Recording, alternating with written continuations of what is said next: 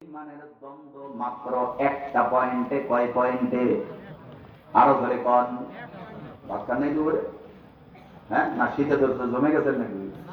ইসুকুন আজ গোশে দিল বায়াত শানুদ, গোশে দিল ইজানা দারাদ হিজে সুদ, গোশে গুলবা জুমলা হাইওয়ান হামদা মাস্ত, গোশে দিল মখসুস নসলে আদমাস্ত, গোশে দিল মখসুস নসলে আদমাস্ত। দিলের কান দিয়ে যদি কথা না শ্রবণ করেন, তাহলে এই কথা বাস্তব জীবনের মধ্যে আপনার আমার আমলের মধ্যে আসবে না। এর কারণ হলো বাহিরের কান তো আল্লাহ তাআলা হাইওয়ান জানোয়ারকেও দিয়েছে। দিলের কান আল্লাহ তাআলা হাইওয়ান জানোয়ারকে দেয় নাই, যেটা শুধু মানুষকে আল্লাহ তাআলা দান করেছেন।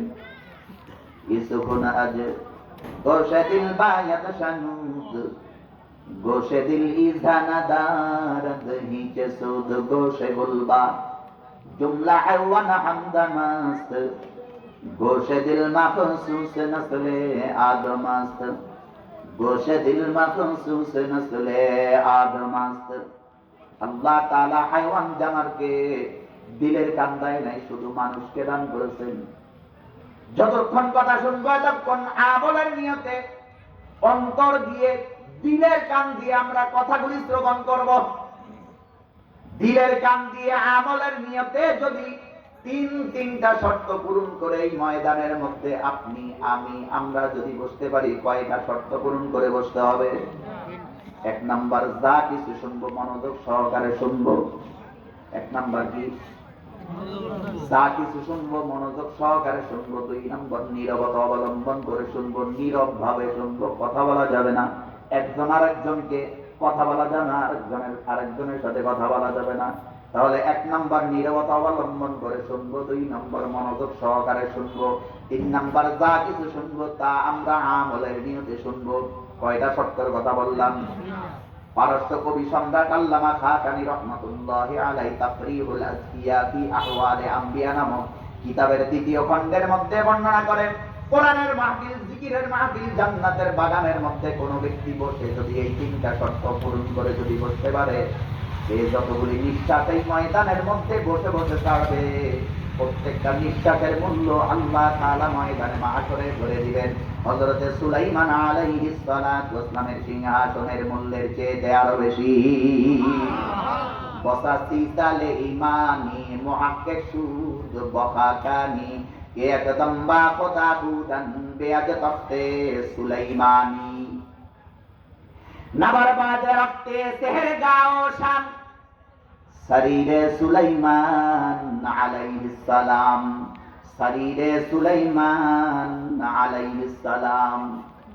প্রিয় মুসলমান বন্ধুরা আমার, হযরতে দাউদ আলাইহিস সালাতু ওয়াস সালামের ইন্তেকালের পরে আল্লাহ তাআলা দেশের শাসনভার হযরতে সুলাইমান আলাইহিস সালাতু ওয়াস সালামকে দান করেছেন এবং সাথে নবুয়তি অ্যাপয়েন্টমেন্ট তারে দিয়ে দিবেন। একদিক দিয়ে বাদশাহ হয়েছে, আর একদিক দিয়ে নবী হয়েছে। কিন্তু দাউদ আলাইহিস সালাতু ওয়াস সালাম শুধু ফিলিস্তিনের রাজা ছিলেন।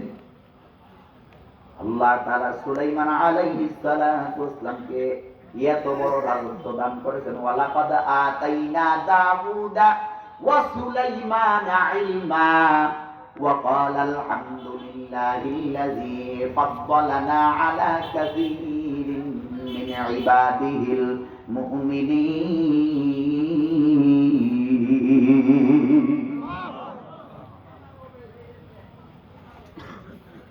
আল্লাহ তাআলা হযরত সুলাইমান আলাইহিস সালাতু ওয়াস সালামকে এত বড় রাজত্ব দান করেছেন, সূর্য উদয় থেকে শুরু করে অস্ত পর্যন্ত, উত্তর সীমানা থেকে শুরু করে দক্ষিণ সীমানা পর্যন্ত সারা পৃথিবীর মহা সম্রাট আল্লাহ তাআলা হযরত সুলাইমান আলাইহিস সালাতু ওয়াস সালামকে দান করেছেন। তাফসীরে মাসআরির মধ্যে কাজী সানাউল্লাহ পানিপতি রাহমাতুল্লাহি আলাইহি বর্ণনা করেন, এই পৃথিবীর জমিনের মধ্যে আল্লাহ তাআলা 4 জন রাজাকে রাজত্ব করার জন্য ক্ষমতা দিয়েছেন, যারা সারা দুনিয়া শাসন করেছে। এমন রাজা কয়জন ছিল? কয়জন? এই 4 জনের মধ্যে 2 জন ছিলেন ইমানদার এবং 2 জন ছিল বেঈমান। 2 জন ছিলেন ইমানদার এবং 2 জন ছিল বেঈমান। বেঈমান 2 জনের মধ্যে একজন হলো বখতে নসর আর একজন হলো নমরুদ। ইমানদার 2 জনের মধ্যে একজন হলেন জুলকারনাইন, আরেকজন হলেন সুলাইমান আলাইহিস সালাতু ওয়াসসালাম। সারা পৃথিবী রাজত্ব করতেছে, জাতির উদ্দেশ্যে ভাষণ দিলেন। জাতির উদ্দেশ্যে ভাষণ দেওয়ার পরে আল্লাহ তাআলাকে ডাক দিয়ে বললেন, ইয়া আল্লাহ, ইয়া রব্বুল আলামিন, মাওলা রে, সূর্যোদয় থেকে শুরু করে অস্ত পর্যন্ত, উত্তর সীমানা থেকে শুরু করে দক্ষিণ সীমানা পর্যন্ত সারা পৃথিবীর মহাসম্রাট তুমি আমাকে বানাই দিলা। এত বড় বিশাল পৃথিবী, এত বড় বিশাল বিশ্ব আমি কিভাবে শাসন করব? আল্লাহ তাআলা ডাক দিয়ে বলেন, সুলাইমান, তুমি একটা সিংহাসন তৈরি করো, ইঞ্জিনের ব্যবস্থা আমি আল্লাহ তাআলা আমার কুদরত বহন করবে। হুজুররা যদি ভোটের মধ্যে দাঁড়ায়, যদি এমপি নির্বাচন করে, চেয়ারম্যান মেম্বার নির্বাচন করে, হুজুররা শুধু মসজিদের মধ্যে ইমামতি করবে, জানাজা পড়াবে, দোয়া করবে, মিলাদ পড়বে, এরা আবার নির্বাচন করার দরকার কি? তারা কি দেশ চালাইতে পারবে নাকি? আর বেটা, একটা দেশ না, আমাদের পয়গম্বর সারা পৃথিবীর মহা সম্রাট আল্লাহ তাআলা তারে বানায় দিছিলেন। বহুত বাংলাদেশের রূপ আমরা দেখেছি, দেশের রূপ দেখছি না? বহুত বাংলাদেশের রূপ দেখলাম, সোনার বাংলাদেশের রূপ দেখেছি, রূপার বাংলাদেশের রূপ দেখেছি, নতুন বাংলাদেশের রূপ দেখেছি, ডিজিটাল বাংলাদেশের রূপ দেখছি। আর মানুষ এ সমস্ত রূপ খায় না। এখন বাংলাদেশ ইসলামের, এখন এই পৃথিবীর, এই বাংলার জনগণ আর সোনার বাংলাদেশ দেখতে চায় না, রূপার বাংলাদেশও দেখতে চায় না, নতুন বাংলাদেশ চায় না, ডিজিটাল বাংলাদেশ চায় না। এবারের বাংলাদেশ হবে ইসলামের বাংলাদেশ। জোরে গান সুবহানাল্লাহ। এবারের বাংলাদেশ হবে কোরআনের বাংলাদেশ। বলেন ঠিক কিনা? এবারের বাংলাদেশ হবে ইসলামের বাংলাদেশ। এবারের বাংলাদেশ হবে কোরআনের বাংলাদেশ ইনশাআল্লাহ। কোরআনের রূপ দেখতে চান, কোরআনের রং দেখতে চান, কোরআনের সৌন্দর্য দেখতে চান, কোরআন ওয়ালাদেরকে পার্লামেন্টে পাঠায় দেন, কোরআনের আসল রং আপনারা দেখতে পারবেন, কোরআনের সৌন্দর্য দেখতে পারবেন। কোরআন ওয়ালাদেরকে পার্লামেন্টে পাঠায় দেন। সব ইসলামী দল প্রায় এক হয়ে গেছে। এই বাংলার আমার বয়স 39 বছর, এখনো ভোট দিতে পারি নাই, এই দুঃখ কারে কই? 39 বছর বয়স হয়ে গেছে, এখনো ভোট দিতে পারি নাই। আমার প্রথম ভোট আমি ইসলামের পক্ষে দিব। ইসলামের পক্ষে প্রথম ভোট, তারুণ্যের প্রথম ভোট ইসলামের পক্ষে যাবে। কারা কারা রাজি আছে? শুধু হাত তুলে বলেন।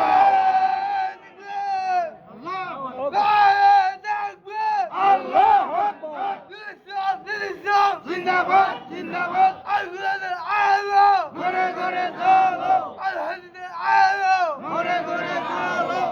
এ যেন হায় ডাক দিয়ে যায় শহীদি ঈদগাহে আমাদের, আয় ছুটে আয় তার কাছে যাই, বায়াত গ্রহণ করি জিহাদের।